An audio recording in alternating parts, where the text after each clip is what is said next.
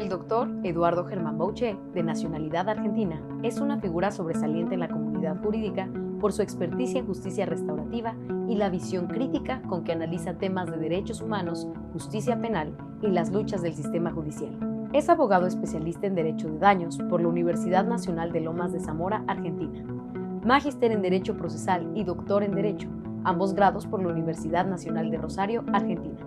Es además magistrado jefe de la Defensa Pública Oficial del Departamento Judicial en Lomas de Zamora desde el 2002 y presidente de la Fundación Latinoamericana Objetivo 16.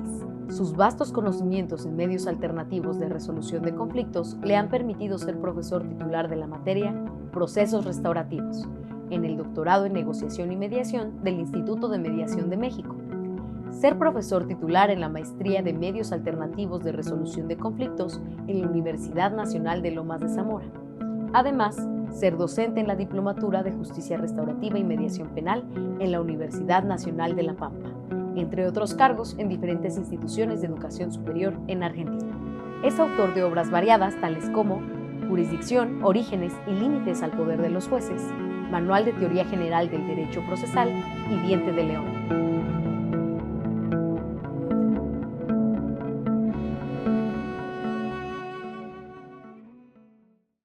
Primero me gusta que me llamen Germán, y los amigos me llaman Germán, y los conocidos me llaman Germán, y legalmente soy Eduardo Germán Bauché. La característica que tengo es que soy el primer profesional en la familia.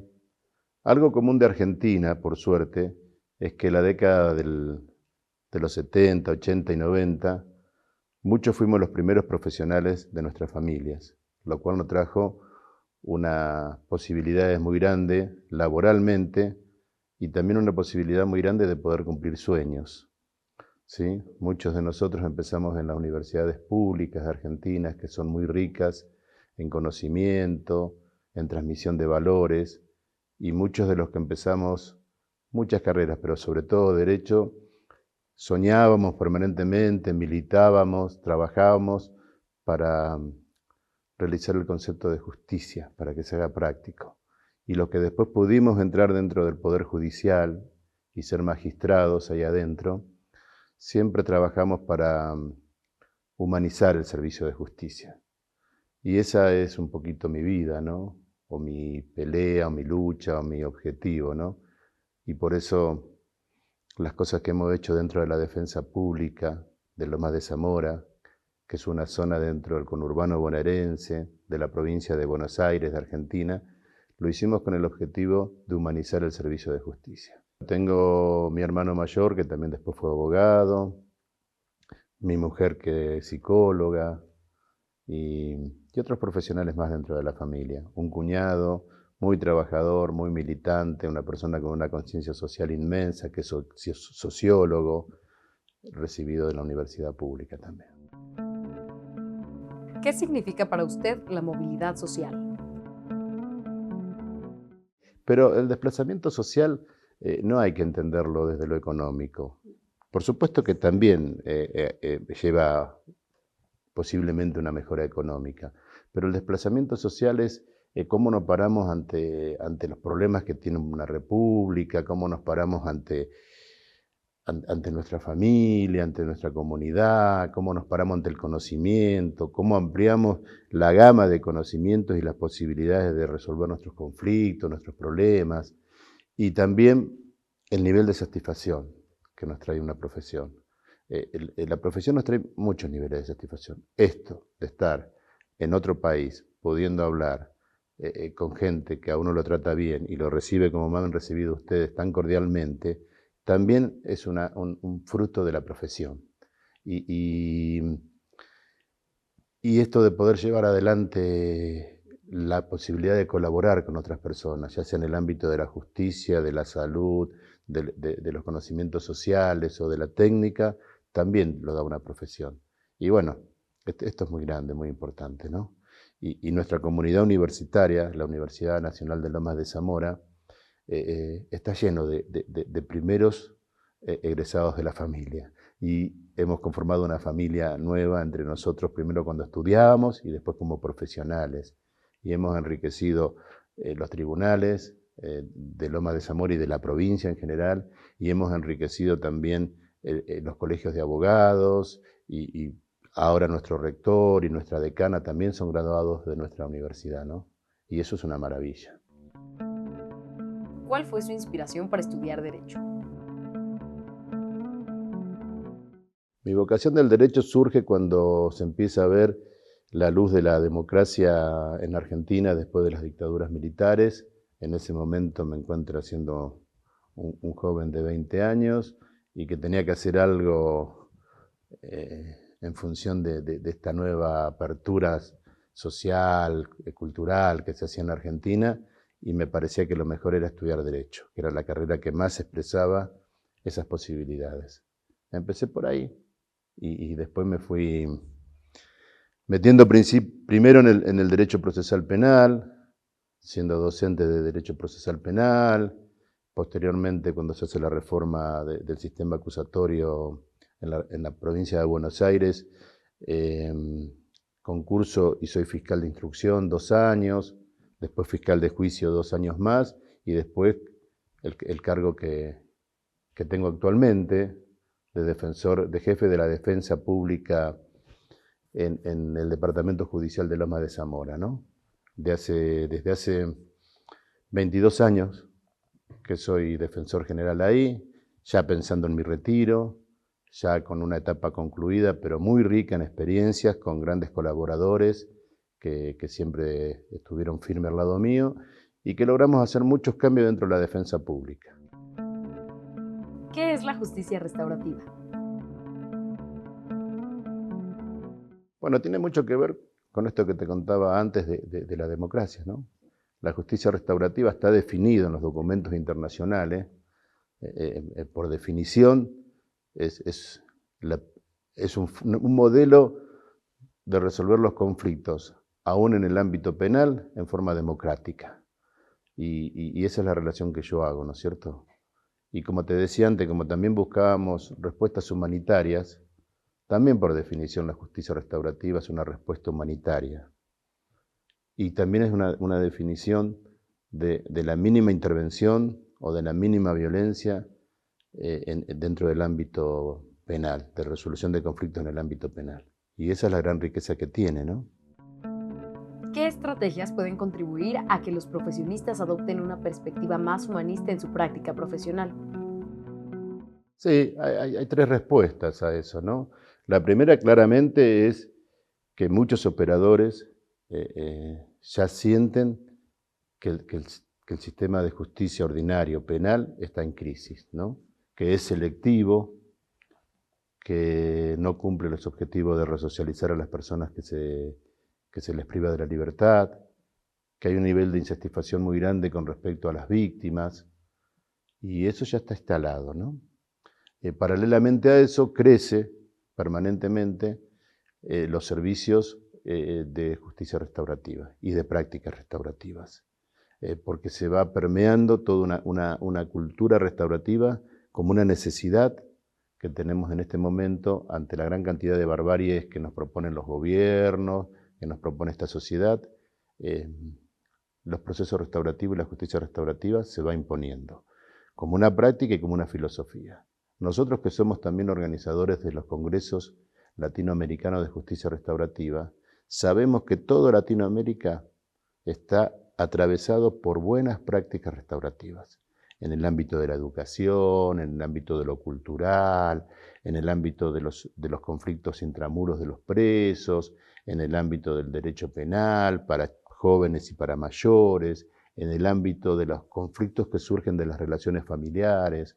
Ya esas prácticas en el ámbito de solucionar conflictos dentro de las universidades, esas prácticas se van extendiendo muchísimo en Latinoamérica y mucho en Argentina. Y los autores tradicionales van también concediendo y viendo los beneficios que tienen los procesos restaurativos. En septiembre del año pasado salió un documento de la Cumbre Iberoamericana de los Operadores de Justicia que hablan de la necesidad de implementar los procesos restaurativos en los jóvenes, ¿sí?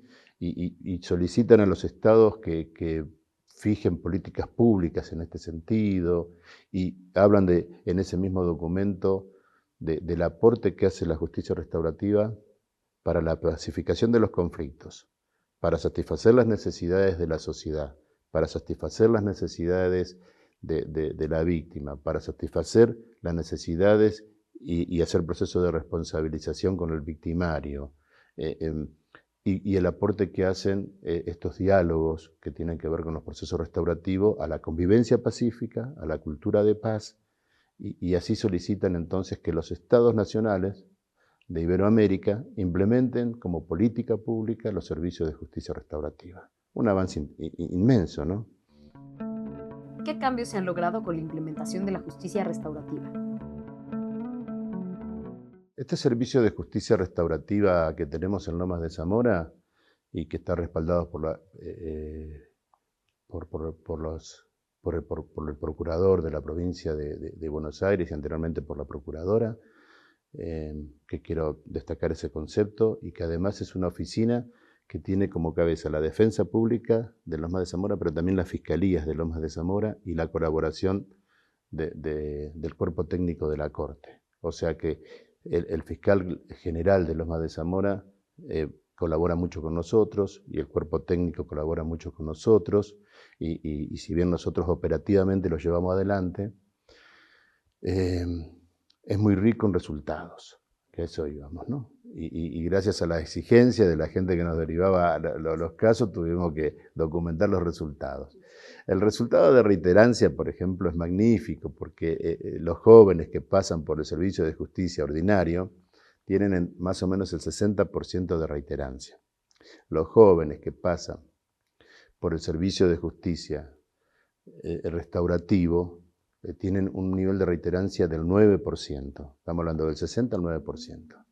Los niveles de satisfacción de las víctimas cuando firman un acuerdo, cuando se acercan a nuestras oficinas, es muy alto. Tenemos bien documentados los niveles de satisfacción, las cartas de agradecimiento, los WhatsApp que le mandan a la gente que trabaja en el área de justicia restaurativa, WhatsApp, cartas, manifestaciones de agradecimiento, como qué lindo, es la primera vez que me escuchan, qué bueno, me preguntaron qué necesidades tengo, qué bueno poder pacificar este conflicto, qué bueno que voy a saber que la persona que me lastimó no lo va a hacer de vuelta, qué bueno poder sanar las heridas. Todo eso lo tenemos documentado. Las madres de los jóvenes también nos mandan mensajes permanentemente agradeciendo el trato que recibieron los hijos, pero también la posibilidad de que el hijo entienda el daño que había hecho y se responsabilice para enmendar ese daño, ¿no es cierto? Y se comprometa a no reiterar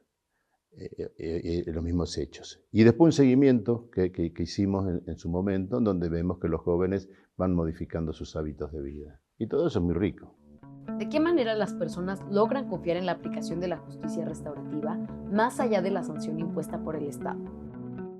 El primer cambio importante que tiene la víctima es que pasa de ser una persona que hace la denuncia en comisaría, tratada fríamente, o en las fiscalías, a ser una persona escuchada, a ser una persona invitada a formar parte de la solución de su conflicto, a hacerse cargo de poder solucionar su conflicto. Y hay muchos programas de asistencia a las víctimas, ¿no?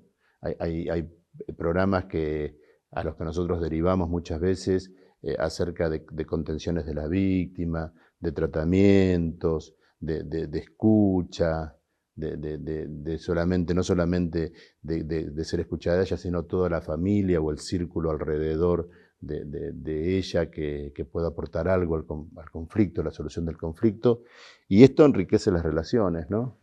Y a veces los procesos restaurativos se hacen víctima-victimario, que tienen una riqueza extraordinaria, porque por este lado, reitero, se ve las necesidades de la víctima, y por este lado se ve qué posibilidades tiene este joven o este mayor para concientizarse del daño que hizo, para responsabilizarse, para enmendarlo, para pedir disculpas, y la víctima que recibe esas disculpas, que recibe las explicaciones, tiene una riqueza extraordinaria, ¿no? Más rico es cuando también se forman los círculos y entonces empiezan a participar todos los afectados directa o indirectamente de este daño y empiezan a buscar la mejor solución para ese conflicto. Y también trabajamos, cuando no es posible este diálogo víctima-victimario, con la víctima solamente, para ver sus necesidades, para ver un lugar donde es escuchada y atendida, ¿no? Y a veces cuando la víctima no quiere, trabajamos restaurativamente con nuestros jóvenes. Algunos jóvenes, inclusive ya condenados, van a hacer talleres a la universidad pública y tienen un encuentro con los jóvenes universitarios y un intercambio, y ahí se entusiasman porque ven que hay otra posibilidad de vida. O sea que lo restaurativo tiene una riqueza muy grande. ¿De qué manera se aplica la justicia restaurativa en el ámbito de la criminología? Bueno, la criminología tiene mucho para decir, porque los que estudiamos Derecho hace mucho tiempo, y acá voy a hacer contestándote la pregunta anterior, que el tercer elemento para poder entrar también en el conocimiento de esto de los procesos restaurativos, tiene que ver con la formación en las universidades, ¿no? Fuimos formados los abogados para el litigio, para el enfrentamiento, para la postulación, para las estrategias de litigar, y ahora las universidades están teniendo, ya sea en los grados o en los posgrados, materias que tienen que ver con mediación penal y con justicia restaurativa. Y esto está sucediendo en todas las universidades. Eso también en lo formativo va abriendo puertas para que nuestro ejercicio sea más pleno y más posible. Así que tiene una cuestión importante lo formativo, ¿no? Y por supuesto que todo las demás ciencias pueden aportar a la solución, ¿no? Y es muy rico todo lo que se obtiene desde ahí, ¿no? ¿Cuáles son los principales desafíos que enfrenta actualmente la justicia restaurativa? ¿Y cuál es el contexto de la justicia restaurativa en México y qué retos específicos enfrenta el país?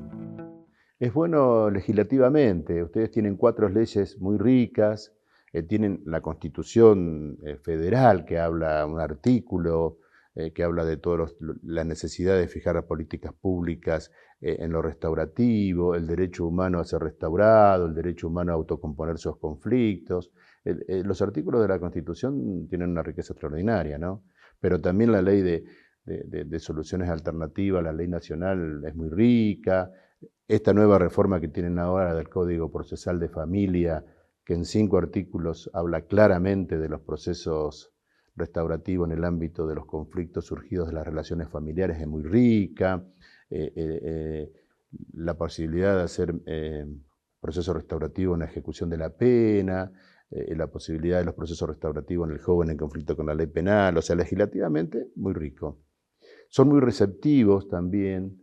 Ayer tuvimos una actividad donde el anfiteatro estaba lleno y la gente escuchando y nosotros 4 o 5 expositores que 2 horas hablando y la gente se queda, escucha, son muy receptivos, eso es muy bueno también. Y después la realidad a veces da golpes fuertes y uno ve en las noticias que hay hechos muy fuertes en México. Entonces tenemos los 2 extremos, es lo que yo veo. Pido disculpas por opinar sobre otro país, pero digo, tiene muchas riquezas y a la vez muchas contradicciones. Pero que el camino está iniciado, hay referentes nacionales muy importantes que tienen acá en México, que hace muchos años que vienen hablando de estos temas restaurativos, de la mediación penal, tienen una escuela de mediación asociativa muy rica acá en esta república. O sea, digo, hay muchos elementos positivos. La República Argentina carece de leyes. Ahora hay proyectos muy buenos. Tenemos un proyecto muy bueno en la provincia de Buenos Aires que se va a ir trabajando. Y lo que sí hay muchas prácticas, y muy ricas prácticas en los distintos estados de Argentina, en Salta, en Neuquén, en La Pampa, en la ciudad autónoma, en la capital, en la provincia de Buenos Aires, de donde soy yo. O sea que el panorama es que van emergiendo prácticas restaurativas y programas restaurativos muy ricos y que también está en debate las legislaciones, y también hay leyes nuevas que se están poniendo este año en práctica y que se están formando los equipos y se están nombrando la gente, o sea, que tiene la riqueza de lo nuevo, que tiene la riqueza de lo necesario y que yo con el futuro soy muy optimista, muy, muy optimista. ¿Qué estrategias pueden implementarse para prevenir la comisión de un delito? Bueno, para evitar un delito lo que se hace falta también es que la gente se sienta integrada a una comunidad. Me parece que es muy importante eso, ¿no es cierto? Crear comunidad, crear lazos, los lazos afectivos, los lazos de integración, de participación dentro de una comunidad. Y en eso son muy importantes lo que hacen los intendentes, ¿no? Lo que ustedes llaman acá alcalde, es el cargo de intendente. Y tenemos muchas experiencias. Yo soy del municipio de Almirante Brown y sé que mi intendente y su equipo de trabajo trabajan en ese sentido, ¿no? En el tema de la integración de la gente.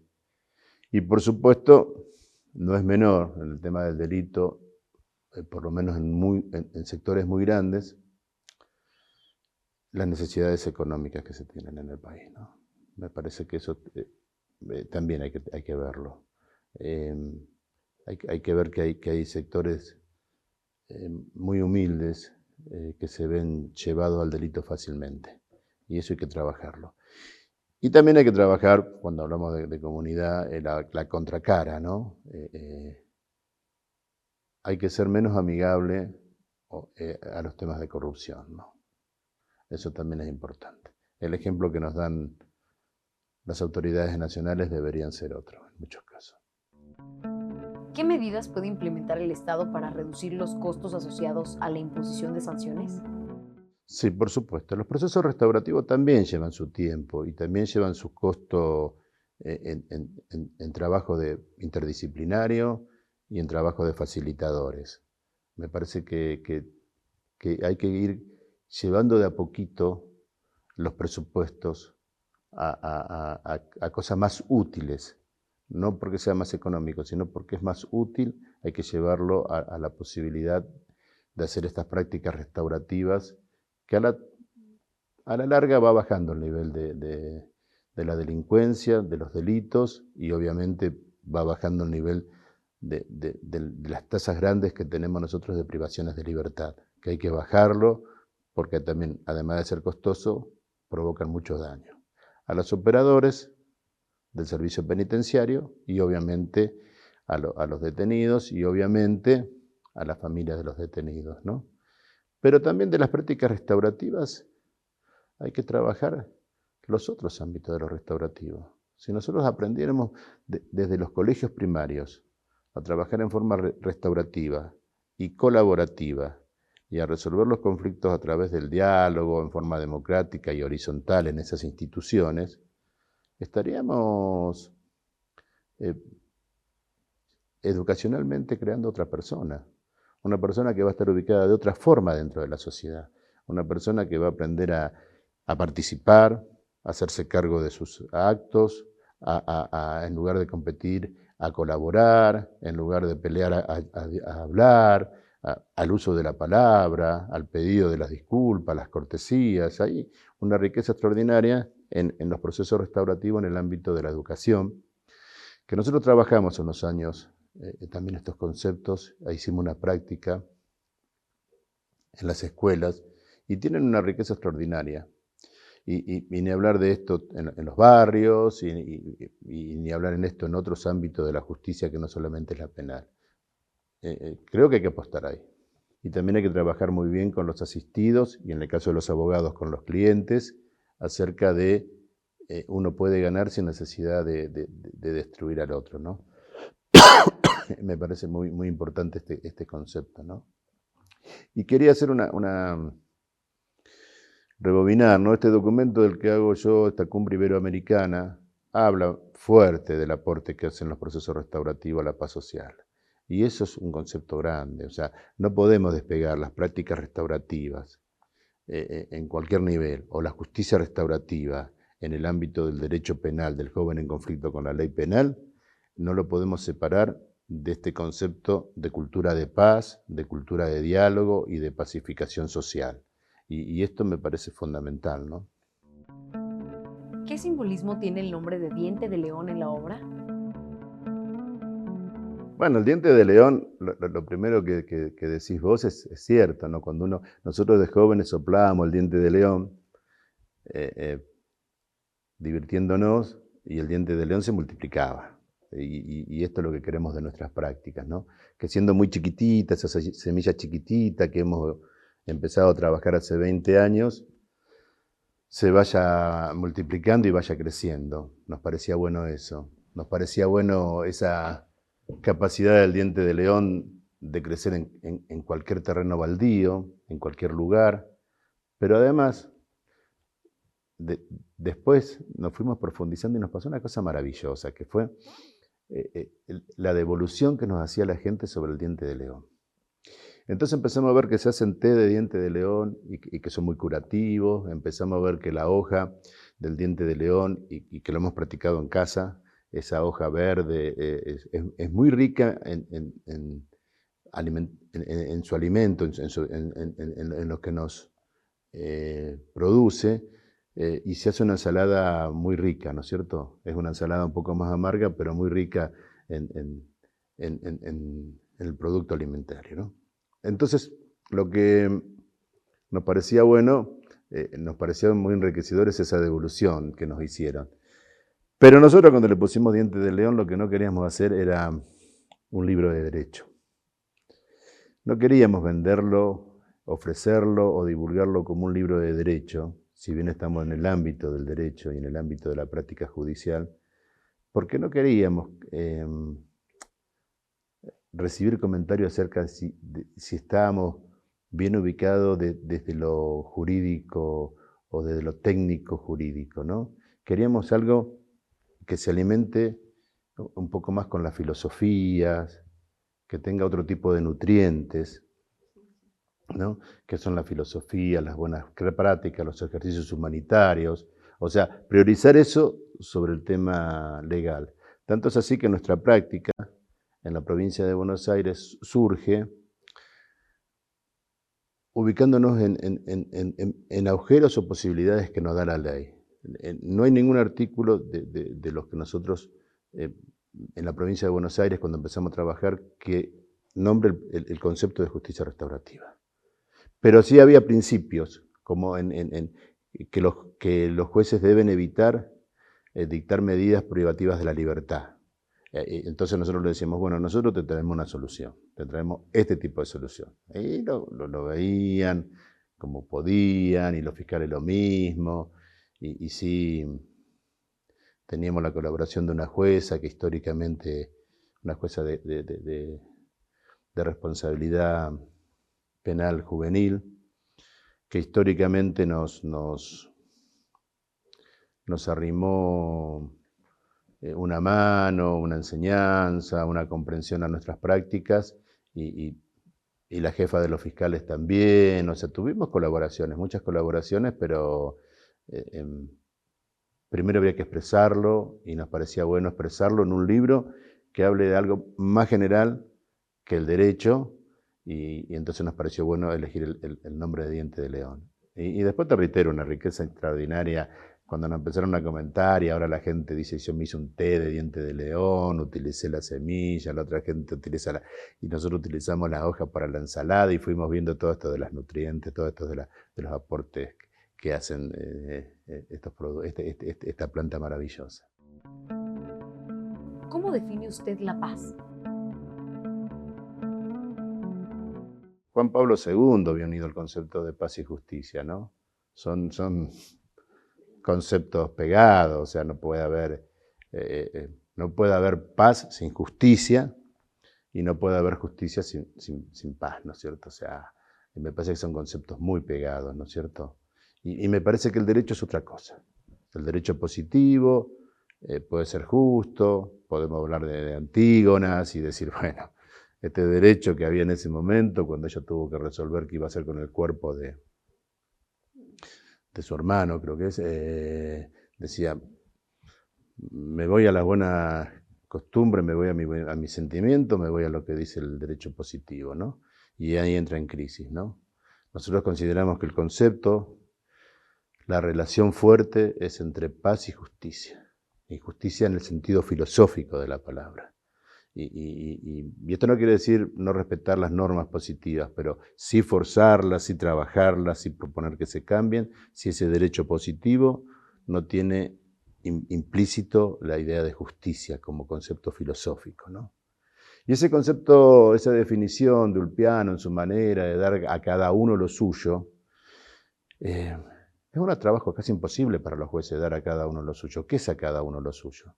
Me parece que es mucho más fácil que cada uno diga qué es la necesidad que tiene para poder acercarle lo suyo, ¿no es cierto? Para que pueda quedar en paz, para que pueda sanar y seguir conviviendo.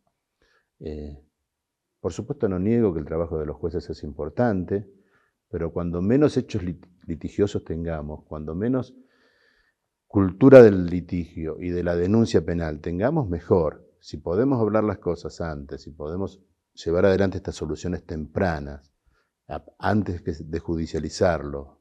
Después, si está judicializado, también es posible, pero si podemos hacerlo antes de judicializarlo, con toda la riqueza que tiene, mejor.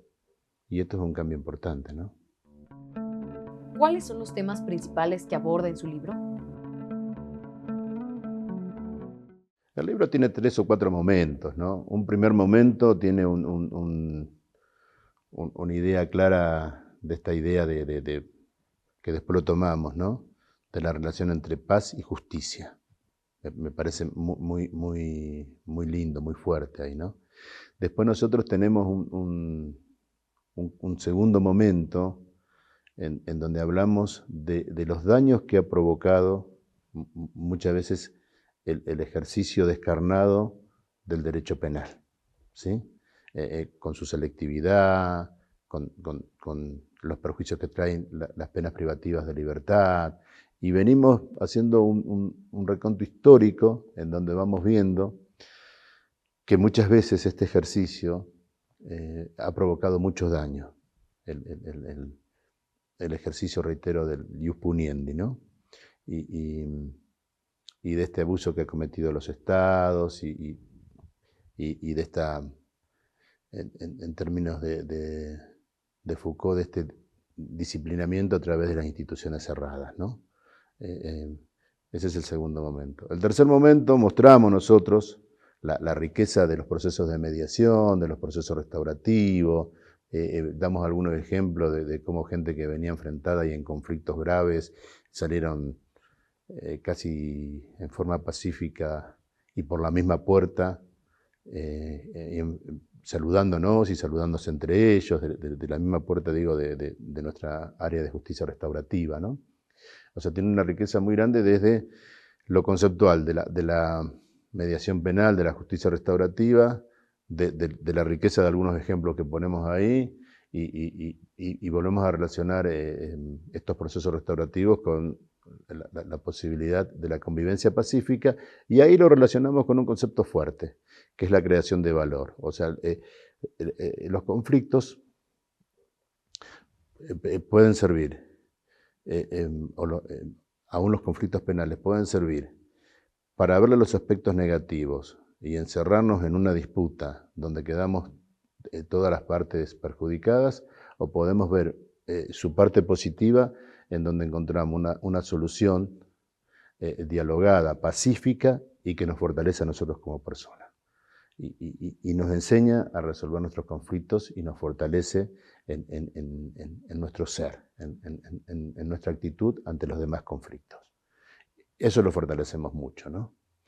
Y una última parte en donde ponemos los documentos internacionales que nos parecían importantes, que definen la justicia restaurativa. Cuando hicimos el libro, ya hace unos cuantos años, todavía no estaban muy divulgados los documentos que hablan de la justicia restaurativa, y nos parecía bueno ponerlos también, incorporarlos. ¿Qué representa para usted la experiencia de estar en una universidad fuera de su país de origen?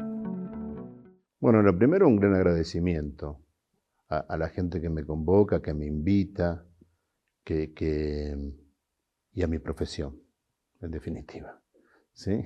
Lo segundo, un enriquecimiento, porque las profesiones tienen que ver con el conocimiento, ¿no? Y y poder ir incluyendo a la vida de uno mayores conocimientos es una gran riqueza, ¿no?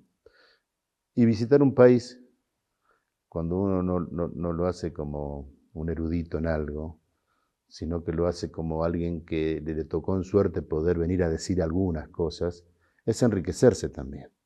Porque yo noto mucho las preguntas de los profesionales o de los alumnos que me hacen, y eso me enriquece.